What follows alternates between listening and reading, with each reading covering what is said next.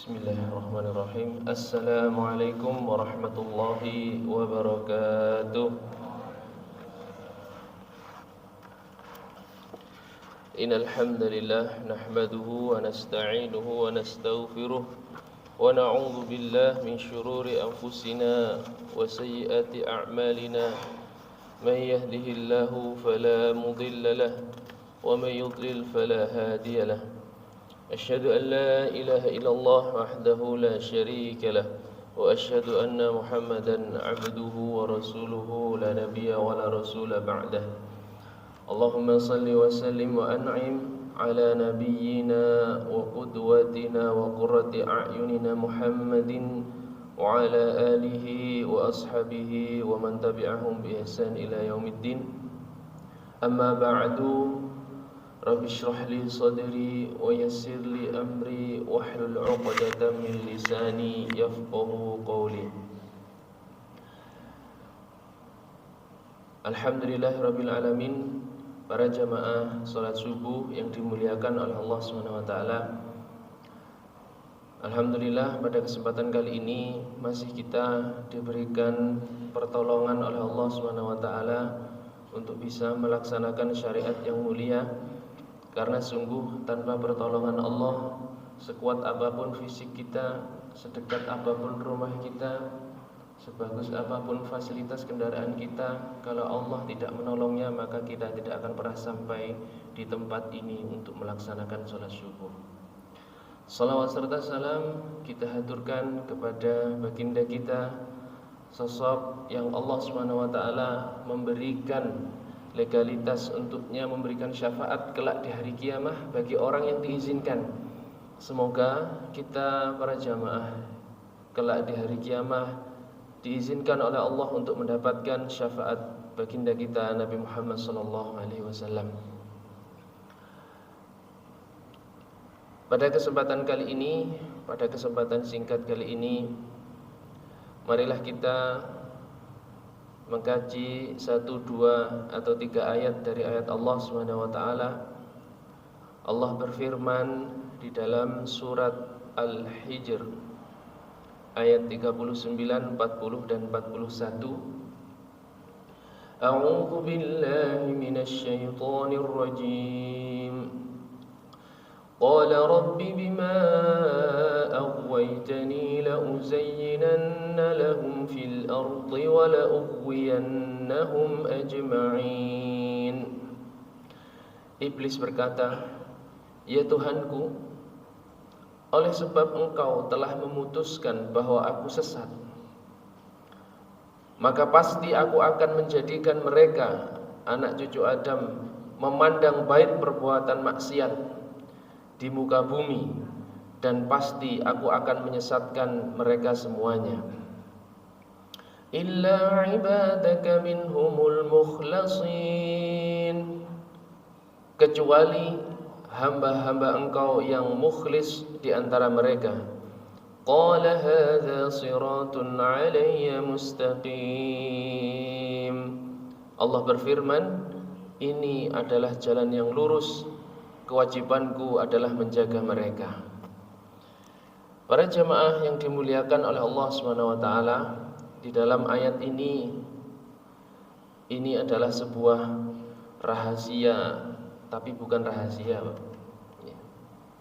Dianggap rahasia tapi umum, ya. Bahkan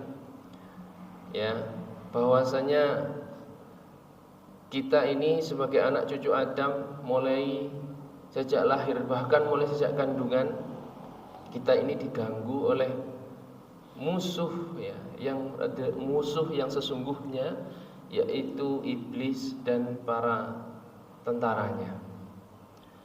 Dan itu sudah dibocorkan oleh Allah Subhanahu wa taala, pernyataan langsung dari iblis, ya. Tapi iblis mengatakan bahwasanya ada satu orang yang sama sekali aku tidak bisa intervensi, yaitu dia adalah orang yang ikhlas, orang yang mukhlis. Nah, ini yang bilang bukan bukan tentaranya setan tapi ketuanya setan, iblis. Kalau iblis ketuanya saja sudah bilang, aku nggak bisa nih ganggu orang yang model kayak gini, nggak bisa, maka apalagi tentaranya. Nah, di sini disebutkan iblis berjanji dia akan mengganggu anak cucu Adam, siapapun dia, ya, latar belakang apapun dia, kecuali satu, kata iblis, yang tidak bisa aku ganggu, yaitu orang yang ikhlas. Para jamaah yang dimuliakan oleh Allah Subhanahu wa taala, siapakah orang yang ikhlas itu? Ya, siapakah orang yang ikhlas itu? Sebelum kita mengetahui siapakah orang yang ikhlas itu, perlu diketahui Bapak dan Ibu bahwasanya kita semua yang ada di sini itu mempunyai kebutuhan jiwa yang sangat dasar sekali.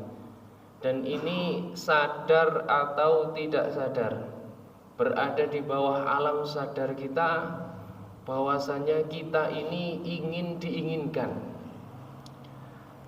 Bahwasanya kita ini ingin diinginkan. Kula kalih panjenengan itu pasti ingin diinginkan. Betapa banyak orang yang sudah, ya, merasa hidupnya hampa karena dia merasa dia sudah tidak diharapkan. Dia mungkin sudah tidak diharapkan oleh lingkungannya, mungkin di keluarganya dia sudah tidak diharapkan oleh keluarganya, di pertemanannya dia juga sudah tidak diharapkan dengan teman-temannya. Maka ketika seseorang merasa bahwasanya dirinya ini sudah tidak diharapkan, kehadirannya ini sudah tidak diharapkan, merasa tidak diharapkan, dan hidupnya di dunia ini sudah merasa tidak diharapkan lagi, maka pasti muncullah permasalahan-permasalahan sosial. Permasalahan sosial yang terjadi di dalam kehidupan kita ini pasti ketika kita cari bahwasanya dia merasa dia tidak diharapkan. Tidak diharapkan oleh temannya, merasa tidak diharapkan mungkin oleh pasangannya sendiri, mungkin merasa tidak diharapkan oleh anaknya sendiri, mungkin dia merasa tidak diharapkan oleh komunitasnya dan lain sebagainya. Maka para jamaah yang dimuliakan oleh Allah SWT, ketika kita mempunyai kebutuhan dasar dan kita keliru meletakkan bahwasanya kita hidup ini, kita beramal ini, kita ini sebenarnya pengen diharapkan siapa sih? Kita ini beramal ingin dilihat siapa? Kita ini beramal ingin dikasih hadiah oleh siapa? Kita ini dalam hidup beramal ingin disanjung, dipuji oleh siapa? Dan inilah yang menentukan iblis bisa mengganggu kita atau tidak. Di sini disebutkan iblis tidak pernah bisa mengganggu orang yang ikhlas. Siapakah orang yang ikhlas itu? Orang yang ikhlas adalah orang yang ketika beramal, ketika dia berbuat, dia tidak menggantungkan perbuatannya, dia tidak menggantungkan pujiannya kepada selain Allah Subhanahu wa taala. Dia dalam perbuatannya dia hanya mengharapkan ridhonya Allah Subhanahu wa taala. Dia dalam perbuatannya hanya ingin dipuji oleh Allah Subhanahu wa taala. Maka para jamaah yang dimuliakan oleh Allah Subhanahu wa taala, sungguh sangat manusiawi dan sangat sulit ketika kita hanya ingin dipuji oleh Allah Subhanahu wa taala. Akan tetapi ketahuilah bahwasanya tatkala dalam perasaan kita ingin dipuji oleh manusia itu sesuatu menjadi tujuan utama, maka disitulah celah yang besar iblis setan akan mengganggu kita. Akan tetapi ketika kita meluruskan niat kita bahwasanya perbuatan kita, sholat kita, ibadah kita, sedekah kita itu hanya kita ingin dipuji oleh Allah, hanya ingin dilihat oleh Allah Subhanahu wa taala, maka disitulah iblis dan bala tentaranya tidak punya celah, tidak punya cara, tidak punya jalan untuk mengganggu kita. Para jamaah yang dimuliakan oleh Allah Subhanahu wa taala, Makanya seorang ulama mengatakan bahwasanya tarkul amal min ajalin nas fahuwa riya. Barang siapa yang meninggalkan perbuatan, meninggalkan amal karena sebab manusia, itulah riya yang sesungguhnya. Wa may ya'mal min ajlin nas fahuwa syirkun. Barang siapa yang beramal karena sebab manusia, karena tujuannya pujian manusia, maka itu adalah syirik. Ya, Fudail bin Iyad mengatakan barang siapa yang meninggalkan amal itu disebabkan karena manusia, ya, biasanya amal biasanya ana sing delok, saiki wis gak ana sing delok. Ya. Salat biasanya ada yang muji di jalan, sekarang sudah enggak ada yang muji. Biasanya ceramah ana sing nyuting, sakniki gak ana sing syuting, malah rada gelo atine. Nah, ngoten niku peluang besar iblis untuk mengganggu. Tapi ketika seseorang pengennya itu enggak pengen dipuji siapa-siapa, pengennya wis aku Allah lillahi ta'ala raditu billahi robba wa bil islami dina wa bi muhammadin nabiyya wa rasulah, insyaallah iblis tidak punya celah untuk mengganggu kita. Maka para jamaah yang dimuliakan oleh Allah Subhanahu wa taala, Ali bin Abi Thalib pernah mengatakan, segala kepahitan hidup sudah aku lalui. Segala kepahitan hidup di dunia ini pernah aku lalui, banyak sekali kepahitan. Tapi kepahitan yang paling pahit adalah tatkala aku mengharapkan pujian dari manusia. Maka seseorang ketika dia beramal ingin dipuji oleh manusia, maka sungguh itu adalah kekecewaan yang disengaja sejak awal. Dia beramal, sejak awal dia menggantungkan amalan dia itu terhadap penglihatan manusia.